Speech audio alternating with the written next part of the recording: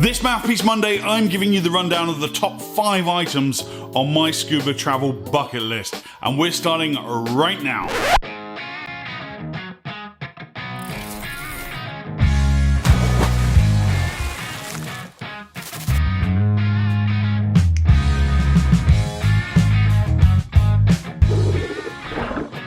Ladies and gentlemen, what's going on, and welcome to Divers Ready. My name's James. It is so great to see all of your smiling faces out there in YouTube land. How's everybody doing? If you're new to our channel, make your next dive on our subscribe button, because I use my expertise as a professional dive instructor and digital content creator to make videos with one simple goal in mind, and that's to help make you a better scuba diver. I want to start this video by saying a huge thanks to our sponsor for this week's episode, Rite. Those of you that watched our September update will know that we've partnered with Rite for a series of videos, and I want to say right off the bat that the first video in that series is dropping this coming Thursday. It's going to be a bit of a special event because Rite have sent us a huge box of dive gear for us to give away. Basically a complete scuba setup, and that's starting this coming Thursday with a video dropping at 6:30 Eastern time. You're not going to want to miss it. If you want the chance to win some of this fantastic dive equipment, you're going to have to watch that video. Thanks so much to Rite. On with the show, my top 5 travel bucket list items. I'm a big fan of having a bucket list. I'm a big fan of writing down your goals, your dreams, your aspirations, and sending that out into the universe, because it's kind of like when you think about buying a new car and you think, oh, I'd really like to buy this particular car, and all of a sudden you start seeing them everywhere. And some of that happens through the wonders of digital technology, that they start serving you up ads because, you know, the bots, the robots, they're listening, right? And some of that happens because you're programming your brain to look for what you've told it you want. I've been very lucky in my life. I've done a lot of traveling. Again, regular viewers of this channel will know that I used to work on ships, and that afforded me not just the opportunity to travel with work, but also in between stints on the ships, I used to go off and have all these crazy adventures in rafting and climbing and scuba diving, and I got to see a lot of cool stuff. Got a lot of ticks on my bucket list. There's still more things outstanding. Let's take a look. Number 1 on the list is the Great Lakes of the United States. Regular viewers of the channel will not in any way be surprised by that. We were supposed to go this summer, but then of course COVID happened, and that's what that was. If you saw last week's video, you know that Jimmy Godomsky was talking about his trip to the Great Lakes and how just pristine and perfect these historical wrecks are, sitting perfectly on their keel, some of them quite deep and dark in fresh water, low oxygen, perfectly preserved with their masts still standing up. To me, that's something very special. We have great wreck diving here in South Florida. I'm diving fantastic wrecks week in, week out. I've done Truck, I've done Scapa Flow. Again, fantastic places for wreck diving, but nowhere in the world has the quality of wrecks that the Great Lakes do. So super excited for that. Don't think it's going to happen next year because we've already got a ton planned for 2021, but hopefully 2022 I'll finally get the Great Lakes trip ticked off. And I know I mentioned that I want to do it in other videos, and I was inundated with emails and comments that, hey, look, here's a tip, here's an operator, I'm up here, come dive with me. I just want to take this opportunity to say thank you. Thank you all. I love this community for exactly that reason. I put it out there, and all of a sudden I've got like a million invites of couches to crash on or dive boats to join up with. So thank you to everyone who jumped on the last time I said I was going to do the Great Lakes. Number 2 is the Cocos Islands of Costa Rica. I used to work in Costa Rica. I worked there for a very short period of time as a rafting guide on some of the wilder rivers. And the thing I loved about Costa Rica is they are a global pioneer in ecotourism. They recognize that they do depend on tourist dollars, but they're not willing to sacrifice their natural resources to claim that money. And the Cocos Islands are a perfect example of that. They're a pristine marine habitat off the Pacific side of Costa Rica that can be viewed kind of like a northern Galapagos. They have an amazing amount of biodiversity. I've just never had the chance to dive there, and it's been burning a hole on my bucket list for a very long time. I need to get that one ticked off.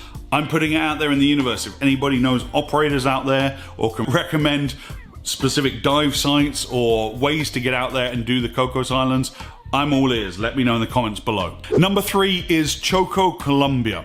Bit of a strange one this, let me tell you the story.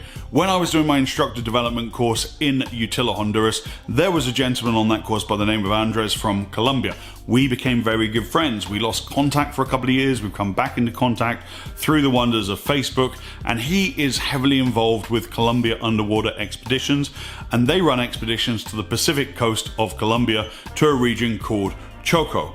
In Choco, they have a humpback whale migration, they have a Goliath grouper aggregation, and they have a sardine migration similar to what we're doing next year in South Africa. So I think it would be really cool to get down there, see my buddy, and go on one of his expeditions and go out there and see this unusual, wild, rugged coast of Colombia.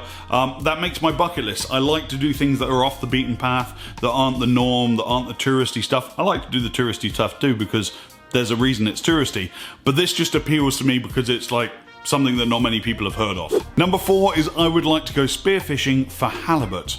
Short while ago, my wife and I had a dinner party at our house, and one of our friends was showing us a Instagram account of these guys who were spearfishing for halibut in Iceland, and some of the shots they were getting and some of the fish they were catching were just out of this world. Now, halibut is one of my favorite fish to eat. I love all seafood. And those of you that watch the Dive Locker reveal video will know that I've got quite a nice spear gun. When I'm not teaching, I really love spearfishing. I am a spearo. I love to get out there and hunt for my supper, and it's a very ecological way of enjoying the bounty of the ocean. I'd much rather go out and be species specific, in fact specimen specific in my hunting, and just catch enough to feed myself and my wife, rather than rely on commercial fishing and then nondescript dragging of drift nets through the oceans and just catching everything in their path, which absolutely horrifies me. So I do enjoy spearfishing, and halibut is my favorite fish to eat. You know I'm not scared of cold water, so when I saw these shots that these guys were taking, I was like, that's going on the bucket list. Thank you, please. Number 5, as I've said, I've been very lucky in my career to have done a lot of awesome traveling. I've actually been to 177 countries, and when people ask me, well, what's your favorite? That's the inevitable question. I always have one singular answer: Japan. If I could live anywhere, if it was no option, no limitation, I would move to Japan in a heartbeat. I love the food, I love the people, I love the countryside, I love the cities. It is an amazing place. But I've never scuba dived in Japan.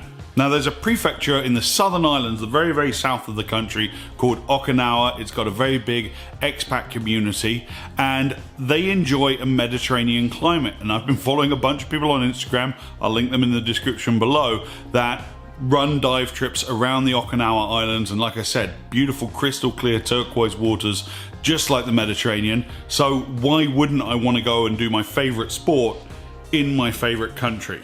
My wife's never been to Asia, so this is one I'm really fixated on making happening very, very soon. You can expect my full report on this channel.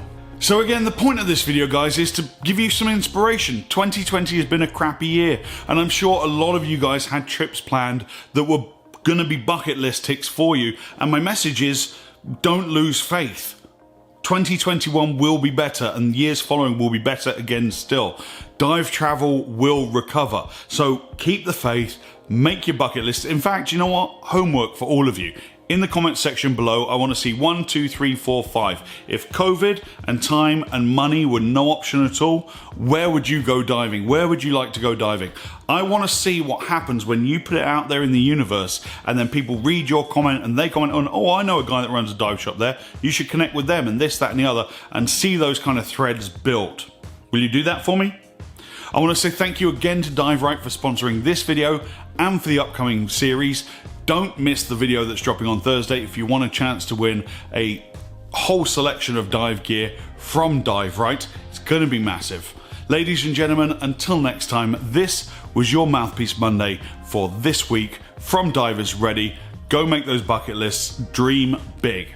Dive safe, dive often, guys.